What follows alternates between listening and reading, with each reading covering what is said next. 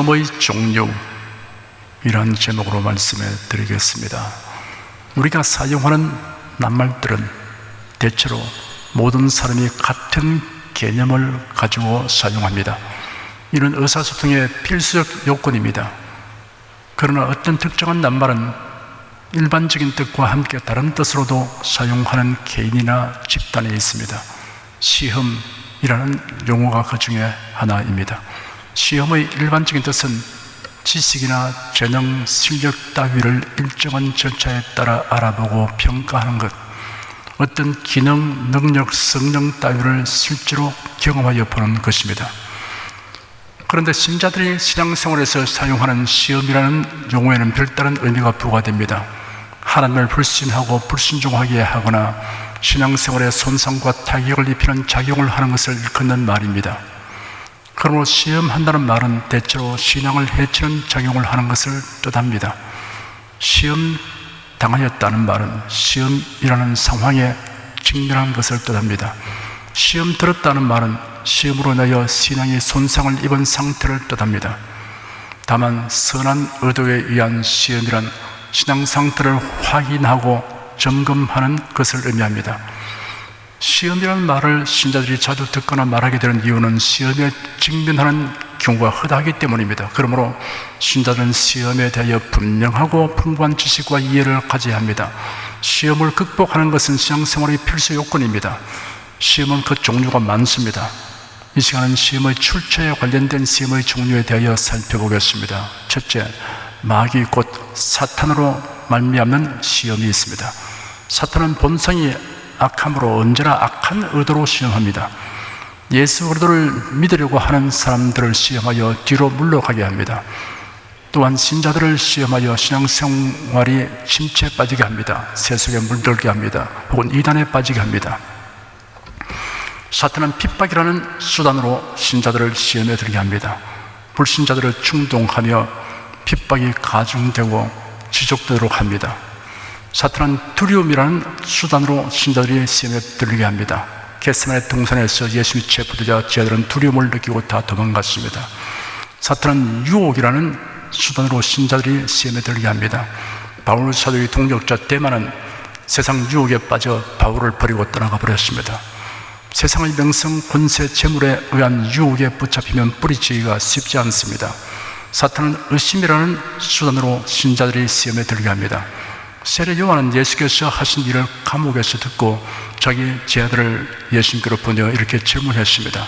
오실 그분이 당신이십니까? 아니면 우리가 다른 분을 기다려야 합니까? 세례 요한은 헤롯 왕의 행위를 책망한 까닭에 붙잡혀 투옥되었습니다. 그러나 백성들의 존경과 지지를 받는 세례 요한의 영향력을 무시할 수 없었기 때문에 요한의 제자들이 세례 요한을 면회하는 것을 금지할 수 없었습니다. 세례 요한은 갇힌 몸이 되었지만 그의 관심은 예수님에게 있었습니다. 그는 성령의 계시를 받아 예수님이 그리스도 즉 메시아라는 사실을 알았습니다. 그러므로 예수님이 행하시는 일에 대해 깊은 관심을 가지고 이를 듣고 있었습니다. 그런데 자신의 제자들을 예수님에게 보내어 오실 그분이 당신이십니까? 아니면 우리가 다른 분을 기다려야 합니까? 라는 질문을 한 이유가 무엇입니까? 확신 중에 가끔 스며드는 의심이 있기 때문입니다. 세례 요한은 예수께서 메시아로서 심판 활동을 하실 것임을 믿고 선포하기를 이미 도끼가 나무 뿌리에 놓였으니 좋은 열매 맺지 아니한 나무마다 찍혀 불에 던지우리라. 나는 물론 너에게 세례를 주거니와 나보다 능력이 많으시니가 오시나니 나는 그 신들매를 풀기도 감당치 못하겠노라. 그런 성령과 불로 너에게 세례를 줄 것이요 손에 키를 들고 자기의 타작마당을 정하게 하사 안국은 모아 곳간에 들이고 죽정이는 꺼지지 않는 불에 태우시리라 하였습니다. 그런데 막상 예수님이 행하신 모든 일들에 관하여 들었을 때 한 가지 의심이 생겼습니다. 예수님이 행하신 일은 은혜뿐이요 심판의 기미는 보이지 않았습니다. 그리하여 심판하신 일을 위하여는 이를 수행할 다른 이가 오실는지 모른다는 생각을 하게 되었던 것입니다. 메시아가 오시면 세상을 심판하시고 이스라엘 나라를 회복하실 것인데 그런 일이 일어나지 않으니 조바심이 생겨난 것입니다. 더욱이 감옥에 갇혀있는 그로서는 그런 일이 속히 이루어지기를 학수고대하는 마음을 가졌을 것입니다. 세례 요한은 죄인들에게 은혜와 사랑을 부시기 위하여 초림하시는 예수님과 이 세상을 심판하시기 위하여 재림하시는 예수님 사이의 시간적 간격을 알지 못했던 것입니다. 예수께서 대답하시기를 너희가 가서 듣고 보는 것을 요한에게 고하되 소경이 보며 안전비가 걸으며 문둥이가 깨끗함을 바라며 기머리가 들으며 죽은 자가 살아나며 가난한 자에게 복음이 전파된다 하라. 누구든지 나를 위하여 실족하지 아니하는 자는 복이도다 하셨습니다. 세례 요한의 제자들은 예수님이 가르치시는 말씀을 들었고 사람들을 고치시는 것을 목격하였습니다. 예수님은 요한의 제자들에게 세례 요한에게 가서 그들이 듣고 본 것을 말하며 복음이 전파된다고 알리라고 하셨습니다. 치유하시는 일은 메시아가 행할 일의 일부이며 심판하시는 일을 하시기 전에 먼저 치유하시는 일과 죄 사함 받는 복음을 전파하시는 것을 가르치신 것입니다. 사탄은 신자가 하나님의 말씀과 뜻에 대한 이해 부족이나 오해가 있을 때 이를 틈타서 의심을 심어 시험합니다. 사탄은 대인관계가 미숙하고 성격이 원만치 못한 사람들로 인해 마음에 상처 있는 신자들에게 접근하여 시험 들게 합니다. 이런 일로 시험에 든 사람은 예배 시간에 은혜를 받지 못합니다. 봉사활동을 그만둡니다. 교회 출석을 소홀히 합니다. 사탄은 교회에 가려고 하는 사람이라 아직 믿음의 뿌리가 깊이 내리지 못한 사람이 신자들이나 교육자들 중에서 사회의 지탄을 받을 행위를 한 사건을 접하면 곧장 시험에 들게 합니다. 한 성도가 어느 분에게 예수 그리스도를 믿으라고 하였더니 대뜸하는 말이 자신은 절대로 믿지 않을 것이라고 하였습니다. 그리고 그 이유를 정확하게 설명했습니다. 내가 병원에 입원해 있을 때 같은 병실에 있는 환자 중에 한 사람이 거동이 불편한 나에게 많은 친절을 베풀어 줌으로 큰 감동을 받았습니다. 하루는 그분이 자기는 교회에 다니는데 퇴근하면 자기가 다니는 교회에 함께 다니자고 권하기에 그렇게 하겠다고 약속했습니다. 약속한 대로 퇴원 후에 내가 그분이 다니는 교회에 출석했습니다. 그러던 어느 날 그 사람이 상당한 금액의 돈을 빌려달라고 하며 곧 갚겠다고 했습니다. 병원에서 보여준 그 친절한 태도를 생각하고 두말하지 않고 요구한 금액을 빌려주었습니다. 그런데 약속한 기일에 갚지도 않고 피해 다님으로 큰 충격을 받았습니다.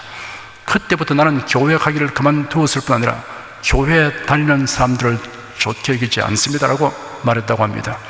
듣고 보니 돈을 빌리고 갚지 않는 그 사람은 사탄의 하수인 노릇하여 다른 사람을 시험 들게 하였고, 시험된 그 사람은 복이 없어서 하필이면 그런 사람을 만나서 예수 그리스도를 믿을 뻔하였다가 시험에 빠져 물러가 버렸구나 하는 생각이 들었습니다. 신앙을 가지려 하고 있는데 거부감과 장애물이 되는 것들만 접촉하게 되는 사람은 복이 지지리도 없는 사람입니다. 교인들 중에는 신앙적으로, 영적으로 여러 단계와 상태의 사람들이 있다는 것을 알아야 합니다. 온갖 상태의 사람들, 각가지 성격의 사람들이 있습니다.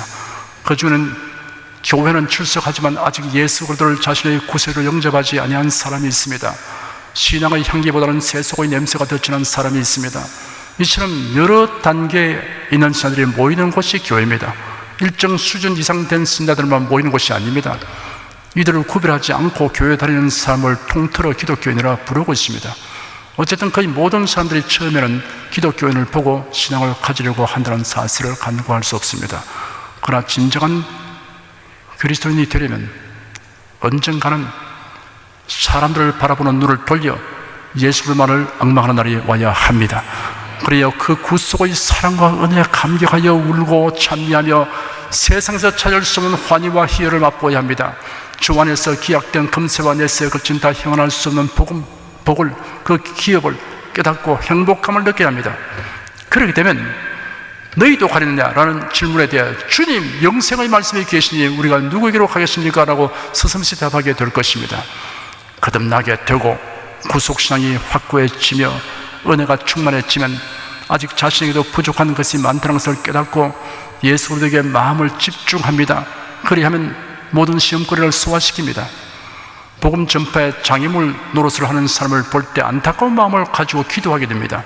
그런 사람과 사건을 보고 거울과 경계로 삼습니다.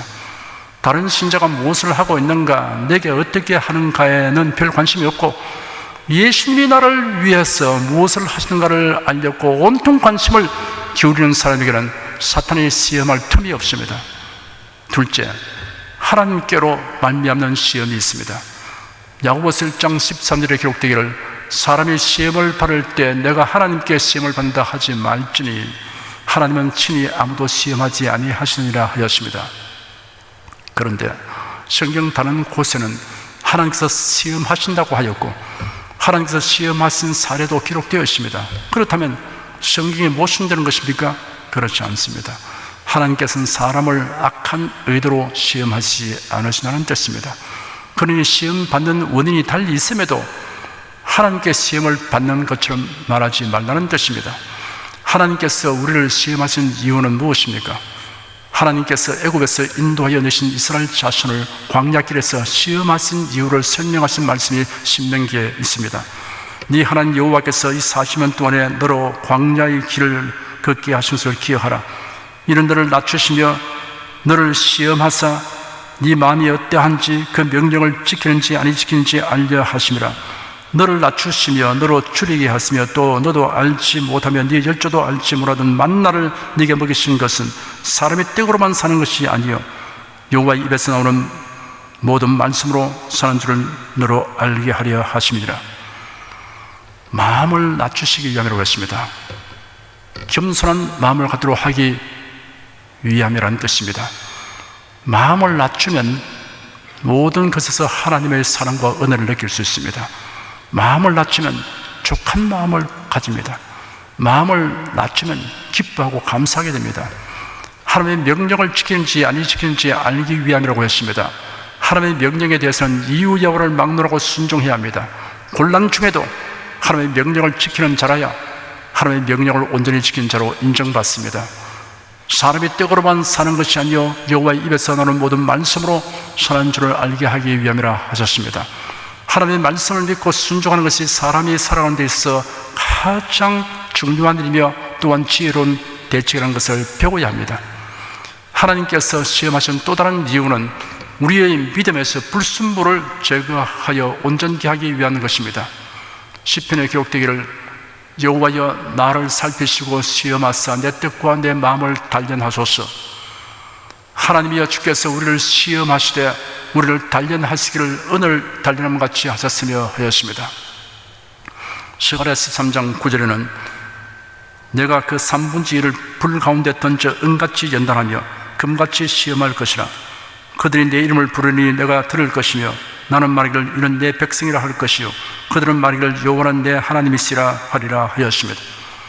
연단이란 광석을 동아리에 넣고 불로 녹여서 불순물을 제거함으로 보다 순수한 금속을 얻게 하는 것을 말합니다. 광석 재련의 공정은 조재련과 정재련으로 구분합니다. 조재련이라는 광석 속에 있는 목적 금속의 농도는 꽤 높아졌지만 아직 불순물을 충분히 제거하지 못한 단계입니다. 이 단계에서의 금속은 단일체가 아니고 화합물입니다. 정재련은 조재련된 제품을 목적 금속의 순도까지 되도록 더욱 재련하는 작업을 말합니다. 하나님께서는 우리의 신앙을 정재련하기 위해 시험의 불을 통과하게 하십니다. 하나님께서 시험하신 이유가 또 있습니다. 시험에 합격시켜 상을 주기 위해서입니다. 그 대표적인 예가 창세기 22장에 이렇게 기록되어 있습니다. 그 일 후에 하나님이 아브라함을 시험하시려고 그를 부르시되 아브라함아 하시니 그가 가로되 내가 여기 있나이다.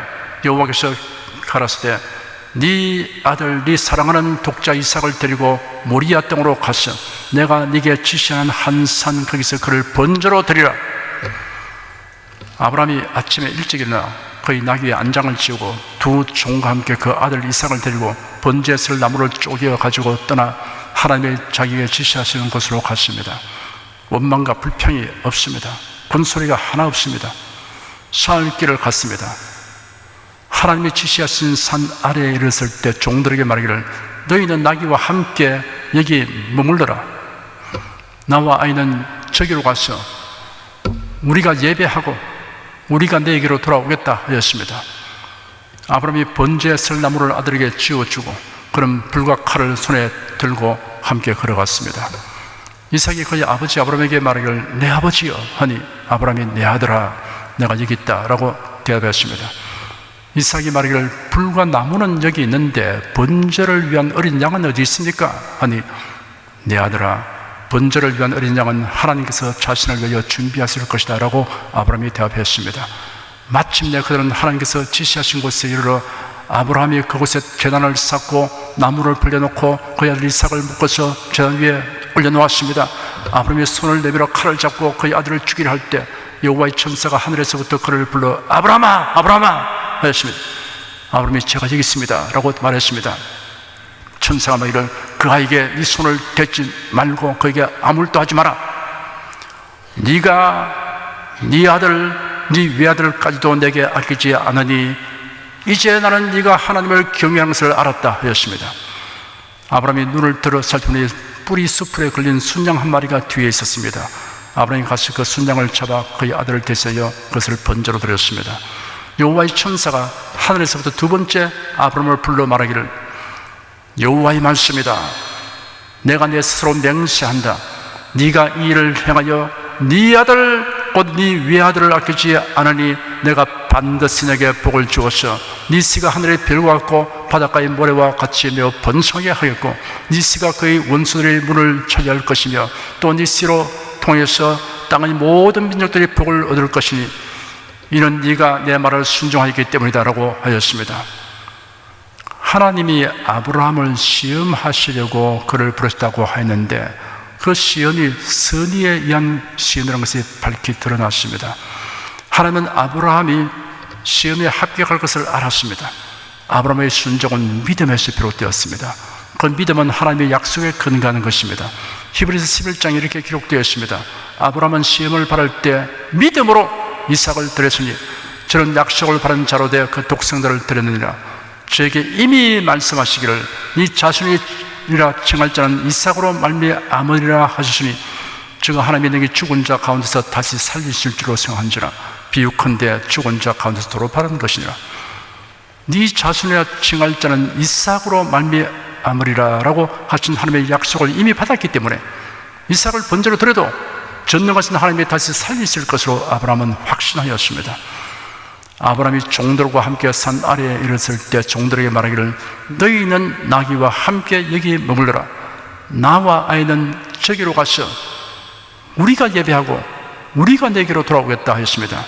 이삭을 번제로 드리고 나면 혼자 돌아오게 될 것인데도 나와 아이는 저기로 가서 우리가 예배하고 우리가 너에게로 돌아오겠다고 말한 것은 종들에게 거짓말한 것이 아닙니다. 하나님이 이삭을 다시 살려줄 것을 확신했기 때문에 이런 표현을 한 것입니다. 아브라함은 엄청난 시험을 통하여 그가 가진 놀라운 믿음을 하나님께 인정받게 되었습니다. 그리고 큰 복을 받았습니다. 여러분이 주님과 복음을 위해서 힘에 겨운 헌신을 요구받게 되는 경우에는 하나님께서 시험하는 것으로 알고 믿음과 순종으로 시험을 통과하여 하나님께 인정받으며 이로 말미암는 복을 받으시기를 축원합니다. 셋째, 자기 자신으로 말미암는 시험이 있습니다. 자기 마음에 탐욕을 품으면 시험 들게 될 일이 생깁니다. 탐욕은 상황 판단을 흐리게 하여 오판하게 함으로 시험 들게 될 일을 발생시킵니다. 이스라엘이 여리고 성을 점령할 때 지켜야 할 세 가지 하나님의 명령사항이 있었습니다. 그 중에 하나가 여리고 성읍에 있는 물건은 사스럽게 취해서는 안 된다고 하신 것입니다. 이는 하나님께 드린 것으로 간주한다고 하였습니다. 여호수아는 여리고를 점령한 후 다음은 아이성을 공격하기로 작정하고 정탐꾼을 보내었습니다. 정탐한 자들이 보고하기를 아이성은 작은 성이니 이스라엘 군사들이 다 가지 말고 2-3천 명만 올라가 공격하는 것이 좋겠다고 말했습니다. 아이성의 주민은 12,000명이었습니다. 여호수아는 정탐꾼의 말대로 하여 3,000명만 보내었더니 이스라엘이 아이 사람들 앞에서 패배하여 36인이 죽임을 당하였습니다. 참담한 패배로 인하여 온 백성이 낙담하여 마음이 녹아 물같이 되었습니다. 여호수아는 탄식하고 슬퍼하며 하나님께 호소하는 기도를 하였습니다. 하나님께서 여호수아에게 패배 원인을 말씀하셨습니다. 이스라엘이 범죄하기 때문인데 그 범죄란 여리고 성에 있는 물건을 사사롭게 취하지 말라는 하나님의 명령을 어긴 것입니다. 이런 하나님의 것을 도적질한 행위입니다. 여호수아는 하나님의 지시대로 제비뽑기를 통하여 범인을 색출하였습니다. 범인은 유다 지파에 속한 아간이었습니다. 죄를 자독하도록 신문하였더니 시날산의 아름다운 외투 한 벌과 은 200세겔과 50세겔 중의 금덩이 하나를 노략물 중에서 도둑질을 하였다고 자백하였습니다. 여호수아는 아간을 정죄한 후 처형하게 하였습니다.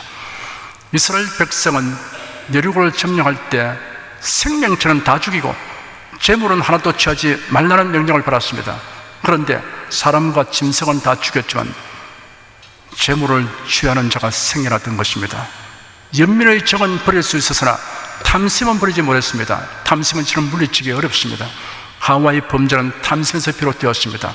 여자가 그 나무를 본 적, 먹은 적도 하고 보암직도 하고 지혜롭게 할 만큼 탐스럽기도 한지라 여자가 그 실과를 따먹고 자기와 함께한 남편에게도 주며 그도 먹은지라라고 기록되었습니다.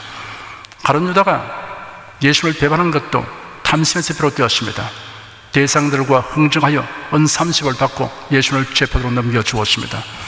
아나니아와 삽비라의 죄도 탐심에서 비롯되었습니다. 초대교회 신자들은 모든 물건을 서로 통용했습니다. 재물을 공유했습니다. 이러한 현상은 마르크스 레닌에 의해서 생겨난 공산주의 사회의 형태와는 근원적으로 다릅니다. 초대교회의 재산 공유는 강제적이거나 제도적인 것이 아니었습니다. 자발적 현상이었습니다. 신앙심에서 발로된 것입니다. 바나바라는 사람이 밭을 팔아서 그 돈을 사도들 앞에 두었습니다. 사람들이 칭송했을 것입니다. 그런 안디옥 교회를 처음 담임하기도 했으며 바울 사도와 함께 선교사로 활동하였습니다. 그런데 참으로 안타깝고 슬픈 사건이 발생했습니다. 아나니아라 하는 사람이 그 안에 삽비로 더불어 소유를 팔아 그 값에서 얼마를 감추고 얼마를 가져다가 땅판 값을 모두 드린다고 하며 사도를 앞에 두었습니다. 사도 베드로가 말하기를 아나니아야 어쩌야 사탄이 네 마음에 가득하여 네가 성령을 속이고 땅값 얼마를 감추느냐. 땅이 그대로 있을 때는 네 땅이 아니며 판 후에도 네 임의로 할 수가 없더냐. 어찌하여 이 일을 네 마음에 두느냐. 사람에게 거짓말하는 것이 아니요 하나님께로다 하였습니다. 아나니아가 이 말을 듣고 엎드러져 혼이 떠나니 이 일을 듣는 사람이 다 크게 두려워하였습니다.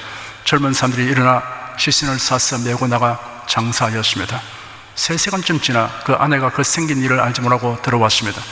베드로가 말하기를 그 땅판 값이 이것뿐이냐 내게 말을 하니 예 이뿐입니다 했습니다. 베드로가 말하기를 너희가 어찌 함께 꾀하여 주의 영을 시험하려 하느냐. 보라 네 남편을 장사하고 오는 사람들이 발이 문 앞에 이르렀으니 또 너를 메어 나가리라 하니 곧 베드로의 발 앞에 엎드려져 혼이 떠났습니다. 젊은 사람들이 들어와 죽은 것을 보고 메어다가 그 남편 곁에 장사하니 온 교회와 이 일을 듣는 사람들이 다 크게 두려워하였습니다. 예루살렘 교회는 신약 교회의 시작일 뿐 아니라 앞으로 세워지는 모든 교회의 모태가 되는 교회였습니다. 그러므로 이 사건은 일별백계의 의미를 지니고 있습니다. 땅판 대금의 일부를 하나님께 드린다고 했으면 칭찬받고 축복받을 일이었는데 땅판 대금 전부라고 속였습니다. 아나니아와 삽비라는 명예와 재물에 대한 탐심으로 인해 하나님을 속이는 결과를 초래하게 된 것입니다. 성경은 삶과 탐심을 물리치라고 하였고 탐심은 우상 숭배니라 하였습니다. 하나님을 섬기는 일에 시간과 재능과 물질을 들여도 늘 부족하여 더 많이 헌신할 수 있기를 기도하는 사람의 마음에는 탐욕이 들어올 여지가 없습니다.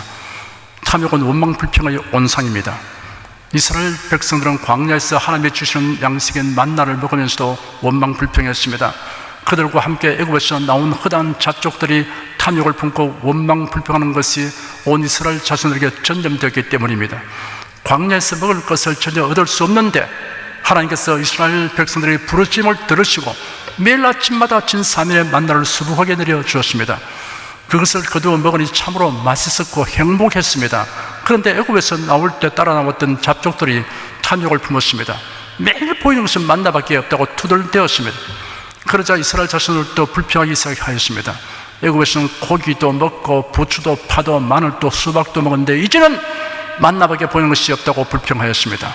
원망과 불평은 전염력이 아주 강해서 계속 들으면 동화되어 버립니다. 탐욕을 품고 원망 불평을 전염시키는 자들을 멀리하든지 터무니 없는 불평이라는 것을 말해 주어 변화시키든지 둘 중 하나를 실행해야 합니다.